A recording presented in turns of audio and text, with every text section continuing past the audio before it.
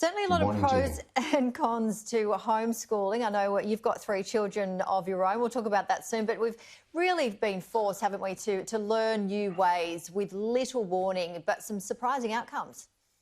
Yeah, absolutely. As you say, if anyone had told us at the beginning of the year that we would be faced with a situation where students were working from home and teachers were trying to deliver learning remotely, I think we would all have laughed. And yet here we are in the middle of the year, looking back and realising that actually we've done a remarkably good job. We, at the start of this pandemic, did some research at 3P Learning, and teachers told us about 16% of them were not confident in using technology to deliver learning. And now our most recent survey would tell us that 7% are. So it really is evidence that we have done a great job through this journey. It is great, isn't it? And certainly the flexibility of learning potentially in the future, not only homeschooling, but obviously a lot of people having to work from home. Do you think now is the time to make some big changes and keep them there? Look, I think that now is the time for us to really reflect on what our educational landscape is. I think before we got to this situation, there was probably a lot of nervousness around how we might be flexible in education, what changes might need to happen, and how we actually realise them. And so I think a situation like this has actually kind of thrown us in at the deep end, if you like, forced us to find out what we can do. And surprisingly, we've been able to achieve much more than probably we thought before it. Things like flexibility, things like being able to adapt, and like you say, be at home with parents at home and adjust. And really, in doing that, I think what we've done is enrich the learning experience, actually. Because, I mean, so many people learn in different ways, don't we? We're not all suited to the standard classroom. You've got people that are thriving in this situation. They might be what's called an introvert, or you might have someone that just can't sit still and they learn completely different ways. So this is potentially going to be a brilliant, stepping stone to move forward. Absolutely. I think this has really harnessed the opportunity to look at different learning styles, look at different ways of learning and opportunities of things to learn. I think in this current day and age, we know that young people go on to do a number of careers. It's not like it was 40 years ago where it was one career. They go on to do a number of careers. We also know that they will go on to do jobs that don't currently exist. So the idea of being able to learn is really important. Being able to learn in different environments, being able to take what you learn and apply it in different situations is really important. And so this has given young people a real opportunity to do that. And I think, as you say, it's really met the learning needs of some different styles. Some students who might not have always thrived in the classroom setting have really thrived in a home setting and really been able to find their niche, find what they're passionate about, and really grow in those passion areas. And Allan, it's not really just how we learn, it's what we learn too. I mean, I've been hearing since when I was at school, which was a long time ago, that, you don't really need to learn a lot of some of the subjects. Do you think this is going to change? A lot of people talking about, learning life skills as opposed to, your times tables and other factors? Yeah, look, absolutely. I think that's a fundamental shift in education over the last 40 years. With the advent of the internet, we know that knowledge or content is no longer king. We can find the information that we want at our fingertips on the internet.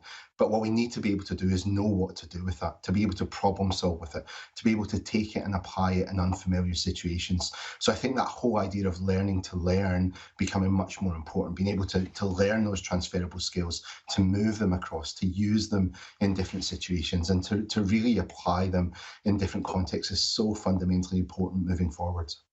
A lot of places around the world don't have access to the internet. You are the Global Head of Education for 3pllearning.com. How has online homeschooling been like around the world?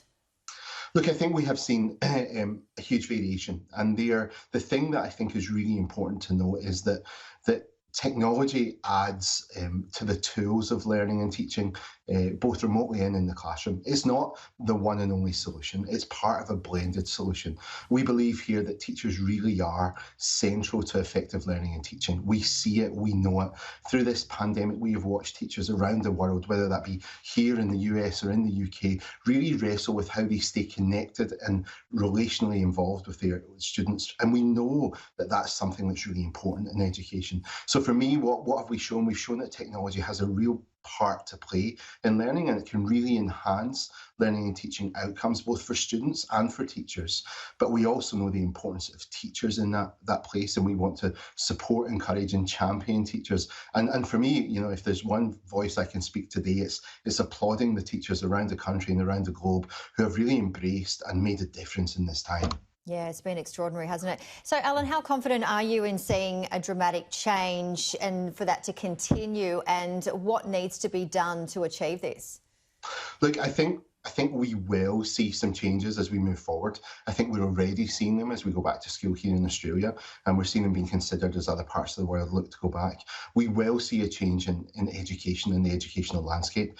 There are things like flexibility. We have shown that we can be much more flexible, and I think we need to continue to support and encourage our teachers.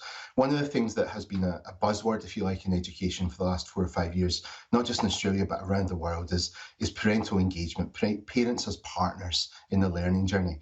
And one of the things that teachers have told us through our surveys is that has increased.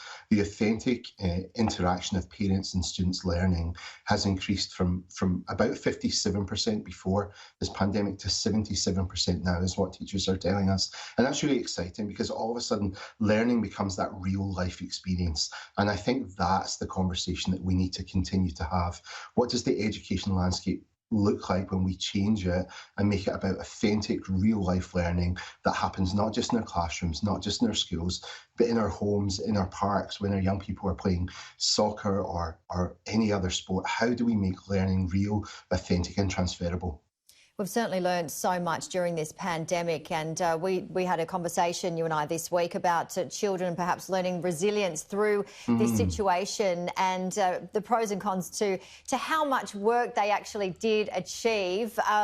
You have 3 children of your own. Tell us what the experience was like for you and them, and what did you learn?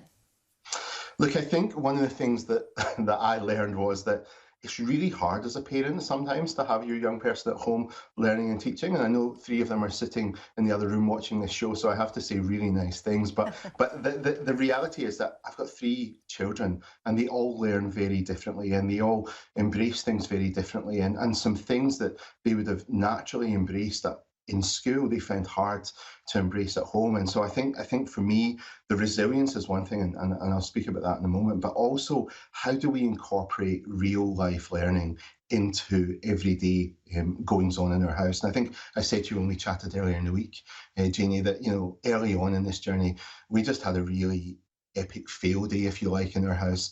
Things were going really badly. I was trying to do conference calls, as was my wife, and we ended up putting the kids in front of a movie. And here's me, global head of education for a large company, kind of walking away from that going, I can't even get it right with my own children.